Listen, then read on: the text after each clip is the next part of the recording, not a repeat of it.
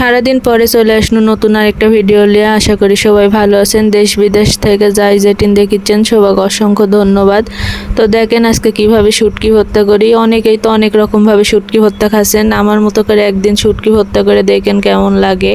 তো দেখেন মসুরের ডাল আগে থেকে ভিজায় রাখছিল, আর এদিকে পানি গরম দিয়ে দিছি। তো পানিটা গরম হয়ে গেলে আমি এর মধ্যে শুটকিগুলো ডুবাই থবো কিছুক্ষণ, যেন এর মধ্যে সিদ্ধ হয়ে যায়। আর গাছ থেকে টাটকা টাটকা বেগুন নামায় আনছিল আমার বাড়ির গাছ, তো এগুলো নৌকো ভাইজা লিব।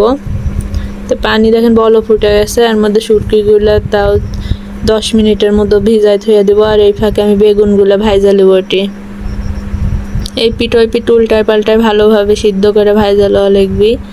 তো ভাজা হয়ে গেলে বেগুনগুলো নামায় আমি ডাল সিদ্ধ দিয়ে দিব। তো ডালের মধ্যে তেমন কিছুই দিব না, সামান্য একটু লবণ দিব। চাইলে আমি প্রেশারেও সিদ্ধ করতে পারি নুনি, কিন্তু প্রেশারে সিদ্ধ করলে গইলা যাবি নি। আর এইভাবে কয়রা সিদ্ধ করলে একটু দাঁতের তলে পড়বি নি, ভাল লাগবি নি। আর এদিকে দেখেন যে ভিজাই থাকার পরে কত ময়লা উঠিচ্ছে এটিন থেকে, আর সিদ্ধ হয়ে গেছিল এই জায়গাটি, অনেকটাই সিদ্ধ হয়ে গেছে। তো দেখেন এই যে ফুটা ফুটা ভাব হয়ে গেছে। আর এগুলো পরিষ্কার করে ধুয়ে লওয়া হয়ে গেছে, এগুলো অনেক ভাইজা লওয়া লাগবে। তো ডাল সিদ্ধ হয়ে গেলে ডালগুলো আগে নামাই লিনু, লিয়ে এখন মাছগুলো ভাইজা লিব।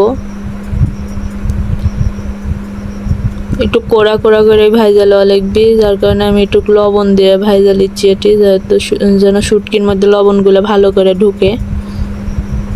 তো ভাজা হয়ে গেলে আমি তুলে লিনু, লিয়ে ওই তেলের মধ্যে আমি পেঁয়াজ কাঁচামরিচ এগুলো দিয়ে দিব, রসুন দিব।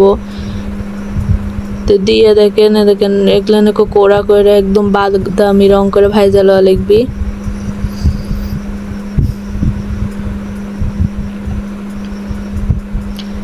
তো দেখেন নামাই লিছি, একদম বেরেস্তার মতো করে ভাইজা লিছি, লিয়ে সব নামাই লিছি। এখন সব ভর্তা করার পালা। তো একে একে আমি সব এখন ব্লেন্ডার করে নেব। আগে যেহেতু এর মধ্যে কাটা ছিল, কাটাগুলো বাইসে লিছি, লিয়ে ব্লেন্ডার করে নিন শুটকিগুলা। এরপরে আমি বেরেস্তার এগুলো সব দিয়ে দিব। শুকনো মরিচ দেওয়ার জন্য আসলে সেই স্বাদ হচ্ছিল। তো বেগুন ভাজাগুলো বেশি দেওয়ার দরকার নেই, 4 থেকে 5টা চাকা দিলেই হবে। দিয়ে এখন লবণ দিয়ে দিন পরিমাণ মতো, সরষের তেল।